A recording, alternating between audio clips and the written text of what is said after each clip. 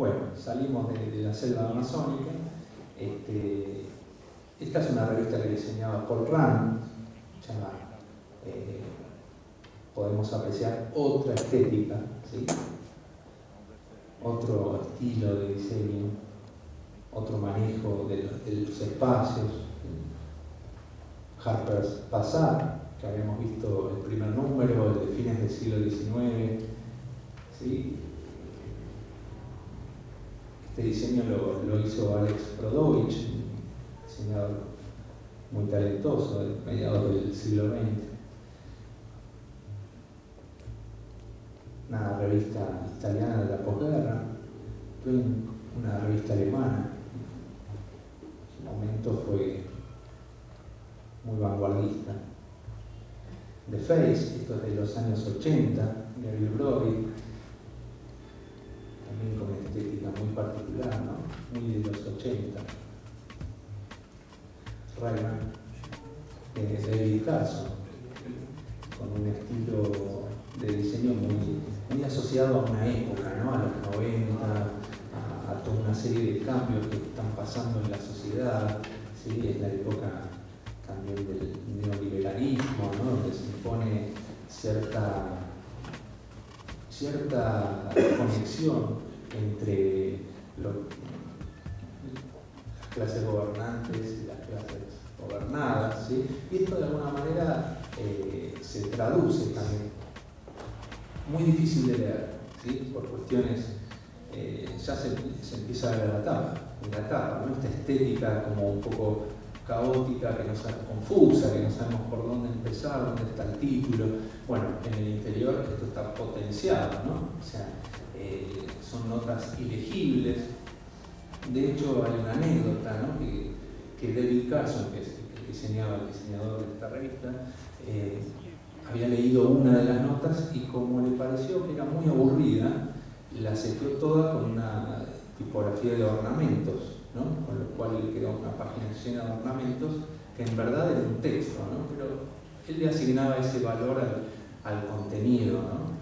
O sea, y es también como para reflexionar la relación que hay entre la sociedad, el momento en donde están pasando cosas y las publicaciones de esa época. Y ahora volvemos a los diarios. ¿Por qué? Porque habíamos visto la estética de aquellos diarios de Times, ¿sí? Y en un momento, bueno, en los años 80 hubo también como un quiebre en los diarios. Empiezan a ser más visuales, lo que se llama más arrevistados, ¿no? Los diarios que tienen más imágenes, color, la introducción del color en el diario. Y USA Today fue uno de los primeros, en el sentido que bueno, se sitúa en este estilo, ¿no?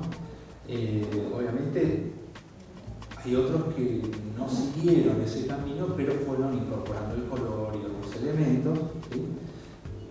Aunque siguen siendo bastante tradicionales, conservadores, hasta otros que, bueno, por ahí tienen como toman cosas de ambos, ¿verdad? Tienen un diseño muy vanguardista, muy sintético, muy actual, muy contemporáneo, y al mismo tiempo provee bastante información, como vemos, tiene fotos a gran tamaño, tiene pequeñas fotos arriba, pero también ofrece contenido, ofrece texto, ¿sí? Otros, este es un diario alemán, un tamaño, un sábana, pero de los más grandes, también muy interesante en cuanto al diseño. Otros que priorizan la imagen por sobre el texto, ¿verdad? Fíjense, acá todos son textos breves, ¿no? Fotos y títulos y copetes y ya, ¿no? Es un poco lo que se está ofreciendo, ¿no? Una lectura rápida, quizás para el regreso a casa después del trabajo, ¿no? Esta es La Razón, pero es de España, no es el mismo La Razón que se edita en Buenos Aires. Y este otro, bueno, donde directamente lo que vemos en esa imagen tan grande es como que copó la página principal del diario, ¿verdad? O sea, está dedicada a una imagen y prácticamente, bueno, la publicidad obviamente está digamos, toda la información textual está como subordinada. O sea, lo que cuenta es esa primera imagen, ¿verdad? Que vemos ahí. Esa parcusita azul. Bien, bueno, si hablamos entonces de publicaciones, tenemos que hablar de las fuentes tipográficas que usan esas publicaciones. En primer lugar, cuando hablamos de fuentes, en realidad estamos mencionando una serie de signos, ¿sí?, que funcionan de una manera ordenada, ¿sí?, dentro de un sistema. Y en una fuente vamos a encontrar las mayúsculas, ¿sí? Todos ustedes conocen las mayúsculas, obviamente, que sabemos que vienen de la época romana, ¿sí? El diseño de las mayúsculas viene de esa época, de la época en que se grababan en piedras, se tallaban en el mármol, ¿sí? Y ese diseño tiene que ver con aquel diseño, ¿sí?, con la forma de las letras que se instauró hace 2000 años, ¿sí?, un poco más.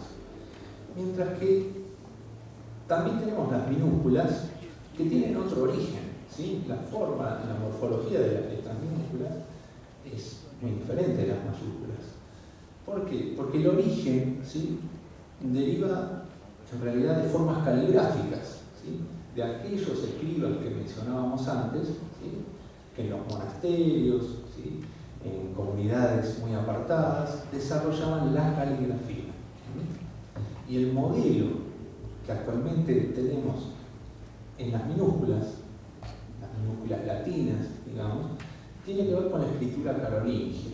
Como ven, todo tiene su historia, ¿sí? No quisiera aburrir mucho con esto, pero brevemente, o sea, Carlomagno fue un gran unificador, fue un emperador europeo que trató de unificar con un mismo alfabeto en toda Europa. ¿Por qué? Porque se había fragmentado, como mencionábamos también antes. Porque, de hecho, hemos adoptado estas minúsculas y no las góticas, ¿sí?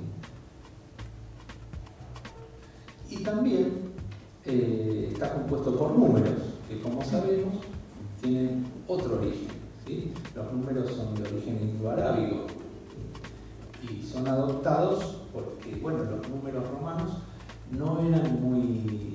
Ustedes conocen los números romanos, ¿verdad? Formados por letras. No servían para operaciones matemáticas, ¿sí? No son funcionales. Y además, los números arábigos contienen el cero, ¿sí?, que es un concepto que introducen en la cultura europea.